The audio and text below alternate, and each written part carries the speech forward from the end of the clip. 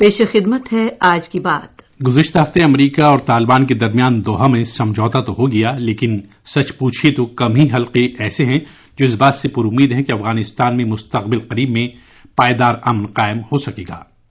بہت بڑے حلقے کا تو یہ بھی خیال ہے کہ افغانستان میں امن کے بجائے ایک بار پھر خانہ جنگی کی صورتحال پیدا ہو جائے گی۔ بیک وقت دو معاہدے ایسے ہوئے ہیں جو اگلے 14 مہینوں کے پروگرام کا احاطہ کرتے ہیں۔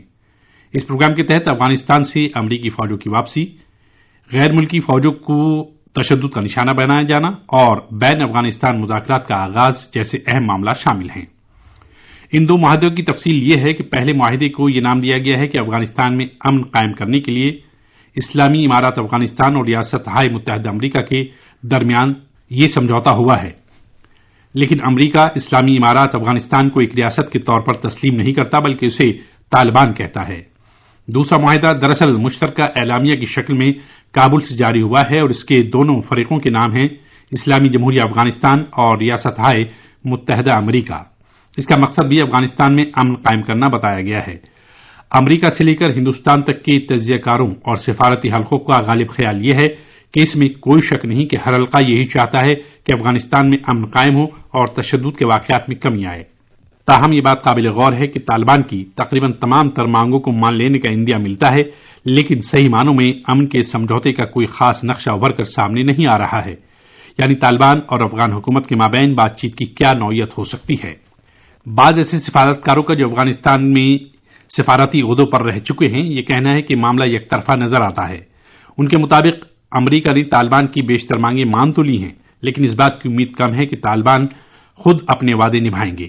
اس بات کی بھی امید نہیں ہے کہ طالبان قانون کی بالادستی، جمہوریت یا انتخابی عمل کی پاسداری کریں گے یا انہیں خاطر میں لائیں گے۔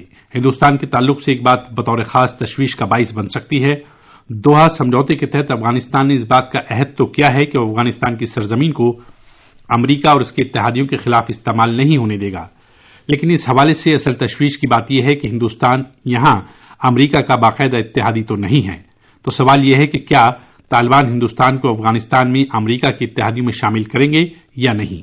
اس ضمن ایک سوال یہ بھی ہے کہ پاکستان کے حامی دہشت گرد گروپ جو افغانستان میں اب تک سرگرم رہے ہیں اور جو روایتی طور پر ہندوستان کے خلاف بھی رہے ہیں، کیا وہ اب بھی افغانستان میں سرگرم رہیں گے؟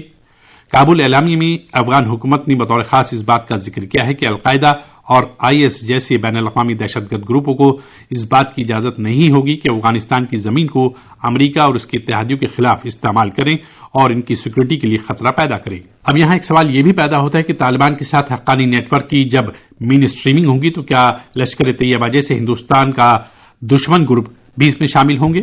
یہ بات تو کوئی ڈھکی چھپی نہیں ہے کہ لشکر طیبہ بھی افغانستان میں مقامی جنگجوؤں کے ساتھ مل کر لڑتا رہا ہے۔ 2008 میں کابل میں واقع ہندوستانی سفارت خانے پر اس نے بم کے حملے بھی کرائے تھے۔ کچھ اور باتیں بھی ہیں جو نہ صرف افغانستان اور ہندوستان کے لیے تشویش کا باعث بن سکتی ہیں بلکہ عالمی برادری کے لیے بھی تشویشناک ہو سکتی ہیں۔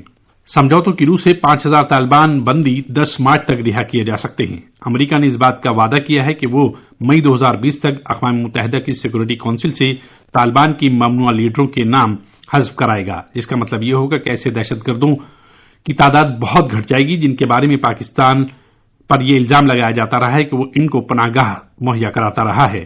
اگر ایسا ہوتا ہے تو پاکستان کو اس کا فائدہ پہنچ سکتا ہے۔